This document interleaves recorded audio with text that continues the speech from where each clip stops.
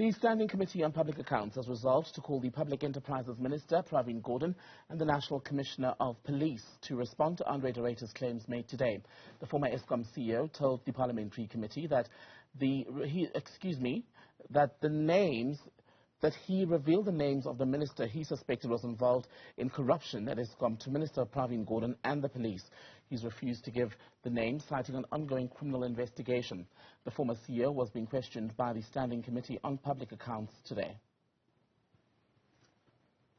So I think I was just going to propose that, colleagues, that before we conclude on inquiry, to say next week, Wednesday, let's get the board in, the minister and the advisor. So that would be Wednesday the 3rd of May, and then Tuesday the 9th we get the AG, the SIU, Hawks, NPA, National Commissioner to come in. And then at that point we'll then take a decision moving forward. So I think that would be phase one as a response to what we have heard today. David, I don't think that it is in the interests of the oversight role of SCOPA and the nature of the engagement that I disclose this today. I don't think it is a critical element that is important, and I therefore propose that we move on, and that I do not disclose the identity of this minister, because I don't think that it is required for us to enhance, as the Honourable Chairman said, the sole purpose is to look at the potential misuse of public funds, and therefore I would not want to elaborate on that at this point in time. It appears that politicians are involved at a number of levels, so I wouldn't characterize it as being confined to a particular individual.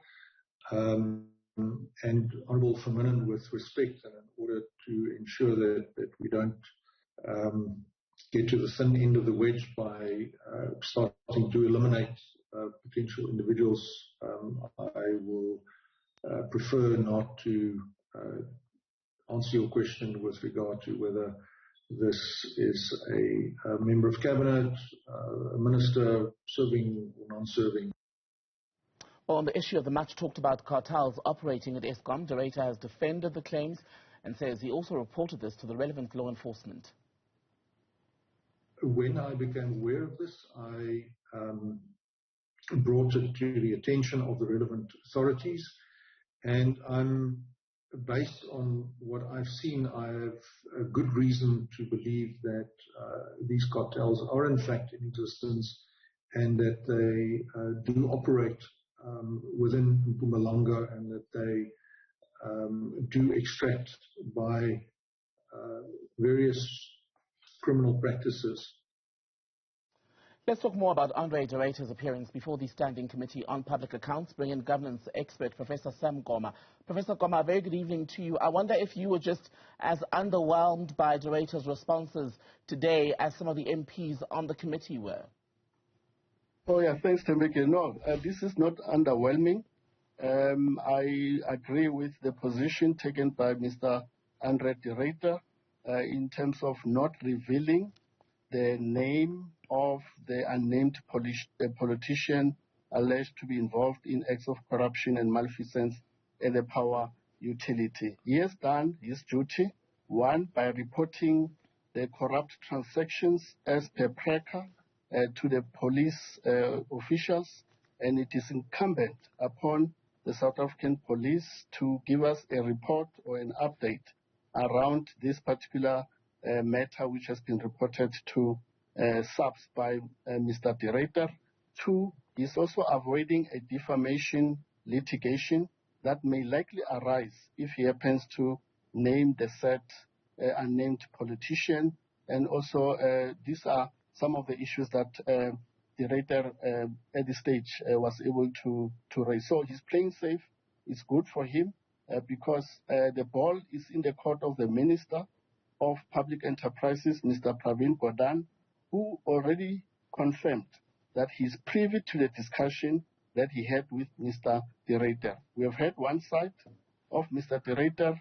We now have to hear the side of the Minister of Public Enterprises around this particular matter. But De Ruyter also does not want to preempt the investigations that may be taking place conducted by law enforcement agency. So I like what the SCOPA chair, Mr. Shengwa, has suggested to say, let's also summon the law enforcement agencies to come before SCOPA to give an account around these particular allegations that are being made by Mr. De Ruyter. So why make the allegation in as public a forum as a TV interview if one is not going to go all the way in revealing what they do know, whether it's alleged or whether it's confirmed or just alleged at this point? Yeah, I think at that stage he was just angry because he felt that he was pushed out or wounded out of the position of being the Chief Executive Officer of Eskom. It's human nature. It can happen to anyone acting out as part of being angry at the decision that has been taken at a particular level for him to vacate the office. But it is good that he came out, and we need to commend him for taking responsibility to appear before SCOPA, of course, through the virtual platform. But he's saying, I can give account of my experiences and observations that I've made while I was still the CEO of the power utility. And the Public Enterprises Minister, Pravin Gordhan, did say in an interview with Newzroom Afrika, just days after De Ruyter had given that interview to ENCA, that yes, there was a conversation, but he said that he hadn't been given enough evidence himself as minister to support the belief that a particular individual, a senior politician, shall we say, who remains nameless, was indeed involved in looting at the state-owned enterprise. But what does De Ruyter's allegations and what he said today before Parliament tell us about the level of governance, the quality of governance at Eskom, especially at a time when we're told that efforts are being made to not just put an end to the power cuts issue, but also fix Eskom as a whole? Yes, you are quite correct. In fact, this is an indictment on the part of the national government and also the Zondo Commission's work, because we thought that the Commission was unraveling allegations of corruption, malfeasance and fraud at the power entity. There is a dedicated chapter in the final report of the Zondo Commission's report just on Eskom. So we thought days of state capture are gone. Now the government is cleaning up and also actioning consequence management arising from what is covered in the Zondo Commission's report and any other investigation looking into issues that pertains to the governance within the power utility. We have to ask crucial questions.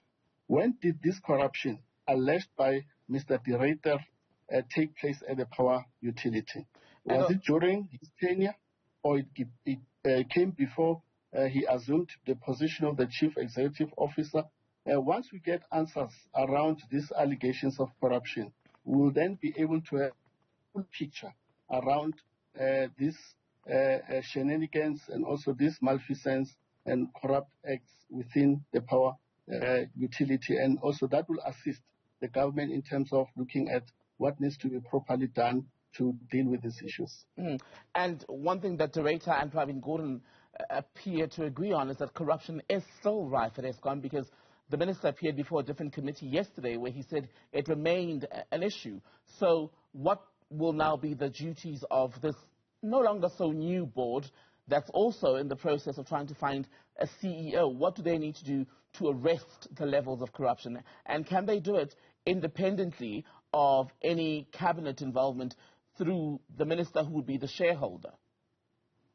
Yes, you're correct. So as because at the moment, the board is seized with the findings and the recommendations flowing from the Zondo Commission's report. They've given us an assurance that they have actioned or they've put a system in place to execute consequence management. But it appears that going forward, the board will have to now rope in law enforcement, including SIU, the Special Investigating Unit, to get to the deeper rot that seems to be at play within the power utility. So they have to bring multiple agencies as part of assisting the board to get to the bottom of all of these revelations, allegations of corrupt transactions that seem to be taking place within the utility. That is the work that they need to engage on going forward.